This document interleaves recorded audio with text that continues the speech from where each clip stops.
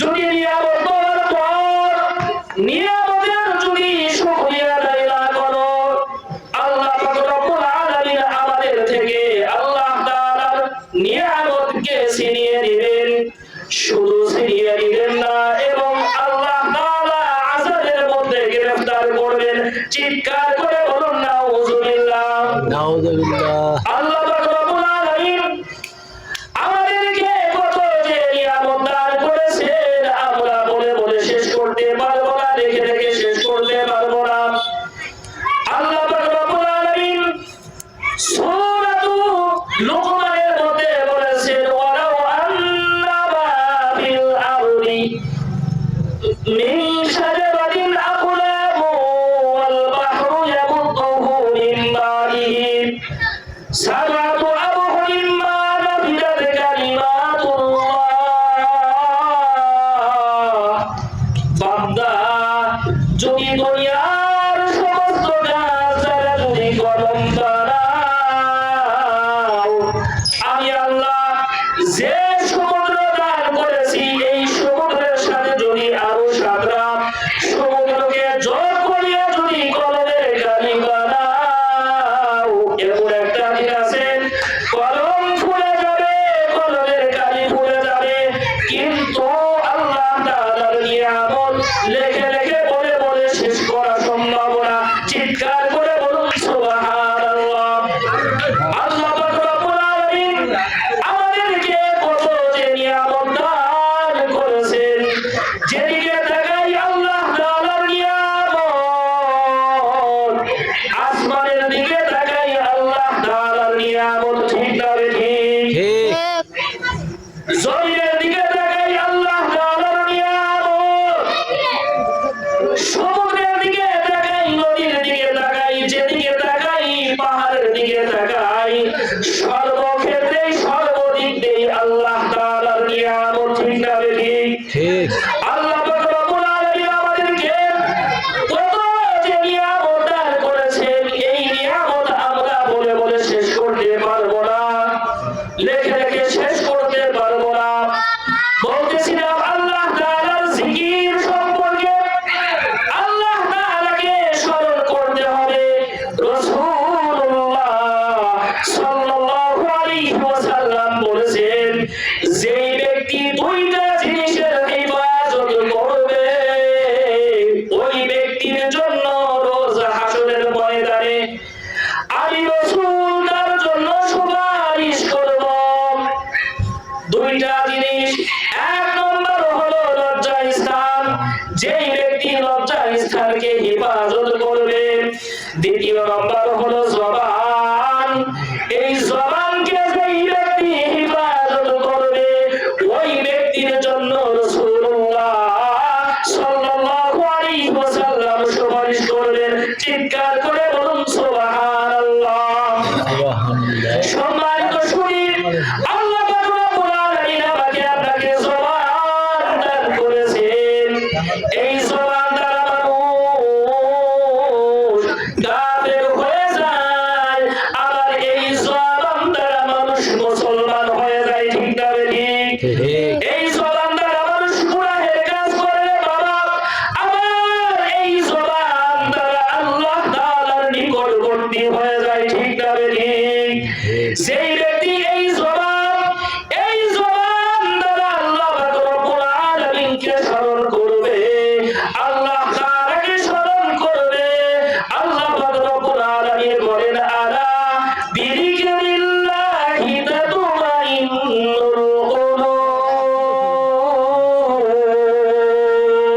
আল্লাহ তাআলা বলেন, ও বান্দা, তুমি ওই নীল ভিক্টরির মধ্যে তুমি শান্তি খোঁজো রে বান্দা। ও বান্দা, তুমি জমি জমা ব্যবসা বাণিজ্যের মধ্যে তুমি শান্তি খোঁজো। ও বান্দা, তুমি যদি শান্তি পাইতে চাও, তাহলে আমি আল্লাহর নাম স্মরণ করো, আমি আল্লাহকে আল্লাহ বলিয়া ডাক দাও। আমি আল্লাহকে যখন আল্লাহ বলিয়া ডাক দিবা, দেখবা যে তোমার অন্তরের মধ্যে প্রশান্তি লাভ হয়েছে। চিৎকার করে বলুন সুবহানাল্লাহ। সুবহানাল্লাহ। আল্লাহ পাক রব্বুল আলামিনকে স্মরণ করতে হবে, দুনিয়া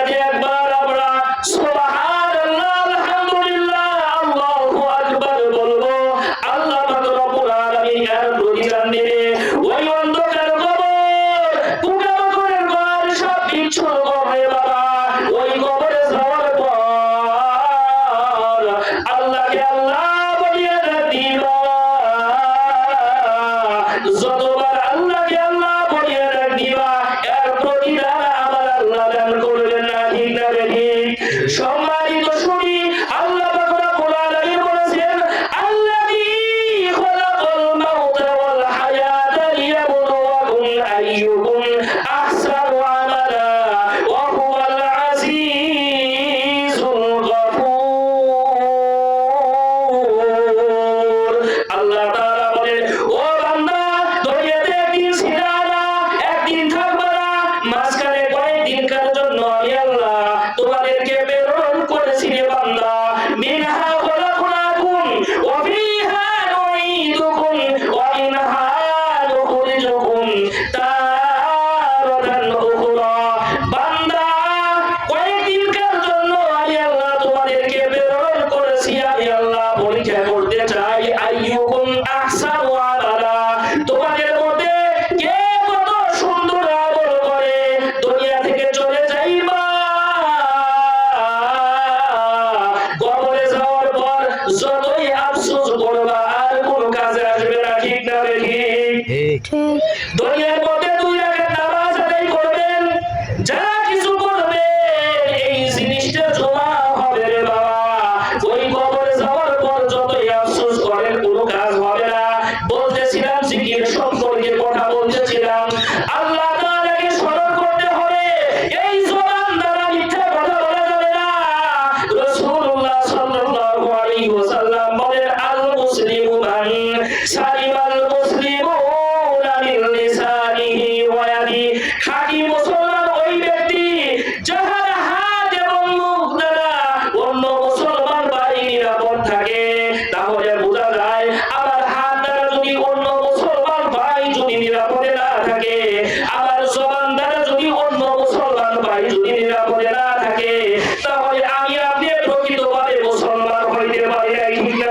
ঠিক আমার আপনার জবান এই জবানের হিফাজত করতে হবে বাবা এই জবান দ্বারা কোনো মানুষ যেন কষ্ট না পায় এই জবান দ্বারা মিথ্যা কথা বলা যাবে না কোন সময় কিবা শিকার করা যাবে না আল্লাহ পাক রব্বুল আলামিন বলেন ইয়া আইয়ুহাল্লাযীনা আমানু ইজতানিবু কাসীরাম মিনায-যন্ন হে ঈমানদারেরা তোমরা অনেক ধারণা থেকে বেঁচে থাকো ও ঈমানদার ব্যক্তিগণ আজ আমরা মুসলমান বলে দাবি করি আমরা পাকা ঈমানদার বলে দাবি করি কিন্তু চার দোকানে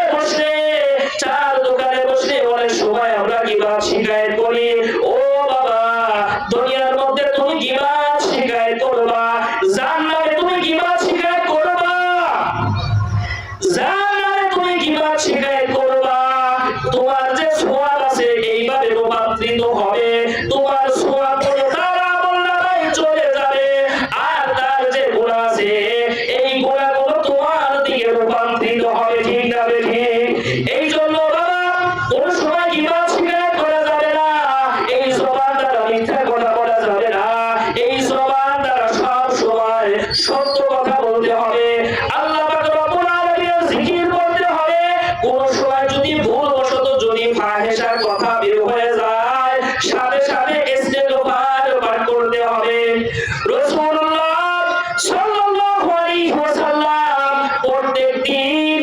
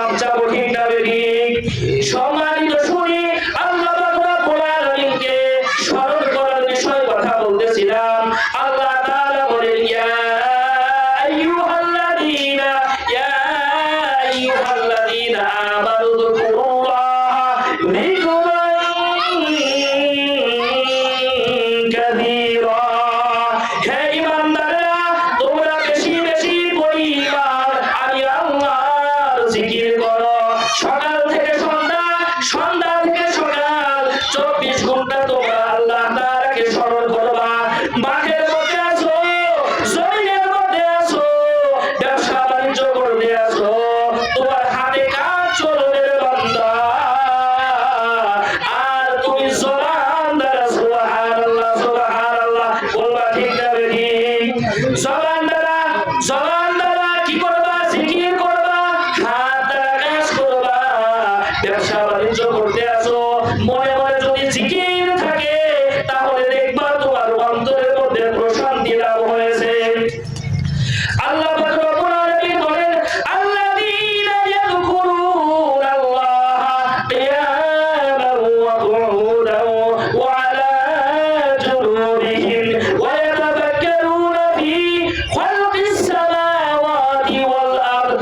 ও বান্দা, তোমরা দুনিয়ার মধ্যে এমপি মন্ত্রী, ওই যে বড়লোক বাবা, ওই যে অমুক তমুক ডাক্তার, এদেরকে তোমরা জ্ঞানী বলো, তোমরা এদেরকে জ্ঞানী বলো।